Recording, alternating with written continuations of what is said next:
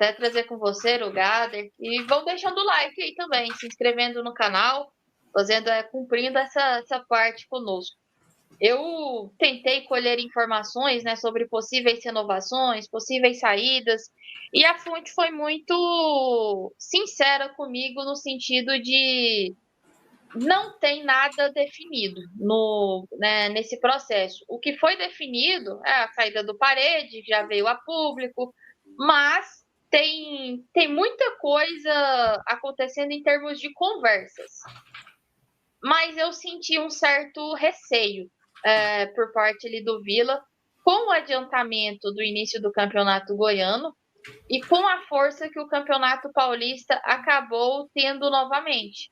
Porque, além do dinheiro que todos já sabem que tem, ele pode ir no mercado mais rápido, enquanto os clubes precisam aguardar aí certas definições. Eu senti do Vila, mais uma vez, esse receio de montar o seu planejamento.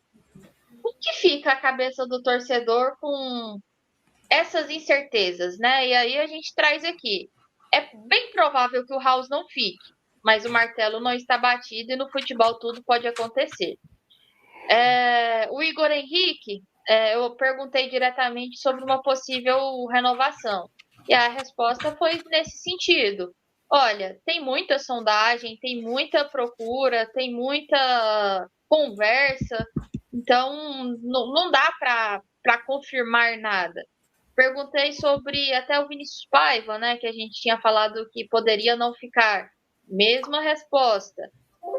O único que foram mais diretos comigo foi o Gabriel Poveda, que aí é muito difícil que permaneça. Preocupa para 2026, Aurélio? Ana, eu vejo esse momento como natural, dessa, vamos dizer assim, demora, mas eu acho que muitas dessas situações já estão definidas.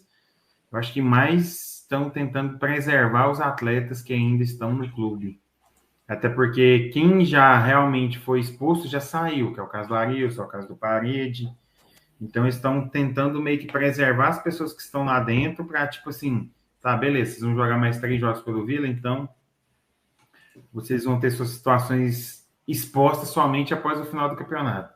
Eu creio que o Vila já tenha muitas situações adiantadas, e eu acho que esses nomes que foram citados, pelo menos eu acredito que o Poveda não fique realmente. Tem proposta boa da Série C, tem sondagens da Série B, acredito que ele não fique. E eu vejo também que alguns desses outros nomes que são colocados como dúvida, para mim, são sinais de que eles não ficariam. Até suspeitei a possibilidade do Igor Henrique renovar pela insistência dele como titular, mas eu acho que esse sinal de que a gente está vendo isso aí é um sinal de que talvez ele não fique. O Vila também nunca foi muito de esconder o interesse quando ele quer renovar, ele esconde mais quando ele não quer manter. Eu concordo com você, Aurélio. O feeling aqui foi mais no sentido de reviravoltas. As reviravoltas, elas não estão descartadas. Foi nesse sentido. Uhum. Mas, inclusive, uma reviravolta que a gente praticamente tinha descartado uma renovação com o Kozlinski, aí eu até trouxe na primeira hora. Para mim, o Kozlinski tá praticamente certo que vai renovar, né? Então, vai muito no que você comentou também. Vou passar a bola para Gerliezer Paulo, que está novamente aqui conosco. Gerli, essa situação de mercado do Vila ainda sem nomes definidos claramente para 2026, que começa mais cedo. A definição, né? Tipo, Gabriel Poveda, bem provável que não fique. Teria outro jogador que te preocupa uma saída? O Poveda me preocupa, porque é uma posição muito difícil de você conseguir jogador competente. O Vila é um exemplo claríssimo disso. Olha quantas temporadas o Vila sofreu por falta de centroavante. Então, assim, o Poveda, eu não sei exatamente qual teria que ser o tamanho do esforço para mantê-lo no elenco, o esforço financeiro, no caso, mas se ele não fosse um esforço exagerado, ao meu ver, era um jogador que valia a pena o Vila apostar. Porque eu estou vendo o Vila perder os seus referenciais, os referenciais técnicos da equipe. Vamos pegar assim, claro, ele não fez uma boa Série B, mas o Goiano ele foi bem, o Pagnussá foi um referencial técnico. Igor Henrique, um cara que perdeu demais rendimento, mas era um dos referenciais técnicos. Gabriel Poveda, um referencial técnico. Então, eu estou vendo o Vila perder alguns referenciais técnicos. Mas de todos esses que você citou, o que me preocupa realmente é o Poveda, porque para mim é o de mais difícil substituição. Um outro que eu faria um esforço para ficar com ele, acho que talvez o Vila não tenha nem que fazer um esforço tão grande assim, é o Dodô. Eu acho que o Dodô é um cara que vale a pena o Vila manter, é um cara que teve bons momentos nessa Série B. É claro que ele não foi brilhante a Série B inteira, porque jogador nenhum foi brilhante a Série B inteira, nem dos times que vão subir para a Série A. Mas o Dodô foi muito eficiente em vários momentos para a equipe do Vila. Então era outro jogador que eu também faria assim, uma questão de ele ficar. E eu avaliaria muito a questão do Ralf. O Ralf vai conseguir ajudar o Vila em pelo menos 60% dos jogos, estar à disposição, competir em 60% dos jogos, e eu ficaria com ele. E outro jogador que para mim também é fundamental, mas esse já tem contrato com o Vila, a questão aí é não perdê-lo, é o João Vieira, porque o João cresceu demais no Vila após a chegada ali do Paulo Turra, e depois ele deu sequência nisso também com o Humberto Loser. O João Vieira é um cara que eu, mesmo que tivesse ofertas, a não ser que fosse uma coisa irrecusável, eu seguraria ele para a sequência. O João e Dodô, né, em posições diferentes, o João com contrato, Dodô sem contrato, é algo que eu quero tentar ver mais a fundo, mas concordo com o Gerli. O Gabriel Poveda, eu tentaria segurar, trazendo aí um jogador para disputar posição com ele. Eu acho que faltou isso em 2025, alguém que ameaçasse. Mas para você, Gader, esse cenário aí do Vila já para 2026, renovações, intercorrências, como que você está enxergando todo esse mercado?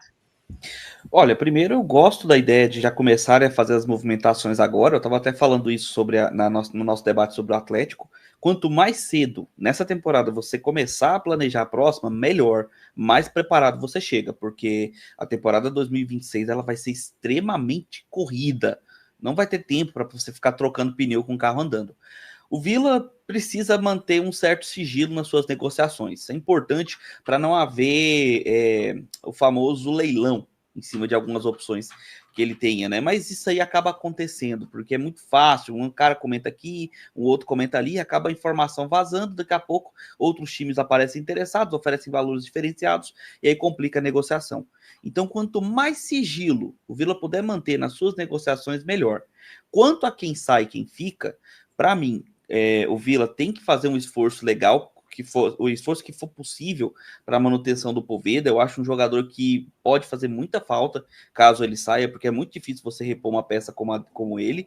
O Dodô é um jogador imprescindível para a manutenção. Eu acho que ele é o motor do meio de campo do Vila Nova. É um jogador que faz muita diferença quando não está em campo. E aí os demais, todos eles, vai depender muito da negociação de salário, as oportunidades que estiverem sendo visadas fora do Vila, o interesse real do jogador em continuar defendendo as cores do Vila Nova. Tudo isso tem que entrar no momento da negociação. Mas eu gosto dessa movimentação já nesse momento, porque o Vila precisa, aproveitando essa reta final do Brasileirão, onde não disputa praticamente nada, ele precisa realmente avaliar para o ano que vem. E até o Gader citou a palavra aí, que foi o mercado, a concorrência, né, os salários. Eu nem trouxe isso aqui ainda, mas foi algo que o pessoal reclamou bastante do mercado inflacionado, que os clubes acabaram inflacionando muito jogadores que teoricamente não receberiam o que recebem hoje. E a previsão do mercado para que isso se regule é de 3 anos. Pelo menos 3 anos aí com salários exorbitantes, e depois que vai ter uma redução nesses salários. Aí eu quero ver como que isso vai acontecer, porque quem acostumou a ganhar 2x, reduzir para X vai ser bem difícil. Mas voltando aqui. Oi, Mas Gerli. o 2x só sustenta se tiver gente pagando 2x, entendeu? Se Sim. você tira o dinheiro dos clubes e não tem mais alguém oferecendo 2x, o cara automaticamente adapta ao X. Por quê? Porque o valor que ele recebe, esse jogador de Série B, é um valor mais do que suficiente para o cara manter a vida dele. Uma vida num padrão muito bom. Então, assim, não é que o cara vai sair de um padrão excelente de vida para não ter padrão, não. Ele ainda mantém um padrão muito bom, muito acima da média da sociedade brasileira. Então, eu vou te dar um exemplo. Ah, o cara ganhava 100 mil, agora ele vai ganhar só 50. Só 50? Sabe, para a nossa realidade aqui do Brasil, onde o trabalhador trabalha por R$ 1.500, o cara bate no peito para contar para os outros que ganha R$ 3.000, 2.500, o cara ganhando 50. Então, assim, eu não Ô, acho Gerli, sim, Aurélio. o cara para ganhar 50 mil onde eu trabalho, que é um banco, meu amigo, esse cara ele tem que ter uma carreira sólida pra caramba, tem uma responsabilidade absurda para ganhar um salário desse. É Então, totalmente e eu, fora da realidade. eu digo é assim, porque então assim, ainda está nesse patamar, como você citou, dos 2x, porque tem quem oferece 2x. Mas e o que que inflacionou isso? O dinheiro da liga, né? O dinheiro da liga que entrou, um adiantamento, e aí os dirigentes, eles já começam a fazer loucura imediatamente, né? O dinheiro, a gente funciona assim que entra algum dinheiro, ele começa a fazer loucura imediatamente. Assim como aconteceu aquele outro boom lá na época do Clube dos 13, quando o Clube dos 13 passou a arrecadar mais, os salários já subiram automaticamente. Então, eu não vejo assim, talvez nem leve esse tempo todo. Vai muito de como é que as equipes estarão capitalizadas aí para o ano que vem. Mas eu acho que o jogador, ele recua aí tranquilamente, ou então vai para mercados do exterior, né? Porque aí você tem vários mercados do exterior também que tiram hoje jogadores da Série B do Campeonato Brasileiro. Talvez aumente o número de saídas, especialmente aqueles jogadores que tiverem mercado fora do país. É isso aí. Aurélio, até uma pergunta que fizeram para mim, para o Gerli hoje na primeira hora, se o Vila era o favorito a ser bicampeão goiano em 2026. Você, como torcedor, como absorve isso? É favorito ou se cria uma pressão? Ana, é difícil avaliar, sabe? Porque para ter uma ideia de se o Vila vai ser favorito ou não, eu queria que o Vila tivesse pelo menos uma base do que a gente vai ter de atletas para 26. Então, se o Vila começar 2026, como já começou 2024 e 2023, com um time mais modesto, e depois reforçou após o Goiânia, eu acho mais difícil. Se repetir a fórmula desse ano, que começou com um time mais pronto para a Série B, já no Goiânia, o Vila é um dos times favoritos. O Vila tem um certo favoritismo por ser um dos três da capital. Então, eu creio que Goiás, Vila e Atlético já saem na frente. Só que seu franco favorito eu ainda não posso carimbar. E eu não fico em cima do muro. Se eu achar que vai ser, eu falo que é. Como eu não achava que seria o favorito para o Goianão, eu achava que era outro time, e acabou sendo. Mas depende muito da base que o Vila vai entregar para o ano que vem e das contratações que vão chegar também. O Vila tem sensíveis pontos a serem reforçados e eu acho que vai ter muita dificuldade. Então, já falando de antemão, dificilmente o Vila vai ser o favorito para ser o campeão goiano do ano que vem.